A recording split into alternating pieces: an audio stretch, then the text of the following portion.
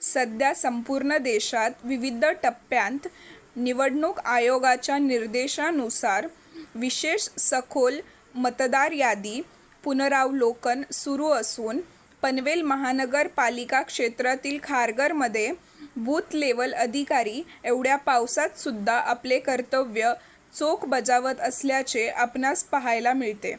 Kharghar sector 15 मधील घरकुल spaghetti या महाहौसिंग संकुलात काही राजकीय व सामाजिक कार्यकर्त्यांनी बीएलओंच्या बैठकीची व्यवस्था सोसायटी कार्यालयात केली असून मतदारांना तेथे जाऊन फॉर्म भरण्याची विनंती करण्यात येत असून मतदारांचाही त्याला उत्स्फूर्त प्रतिसाद मिळत आहे.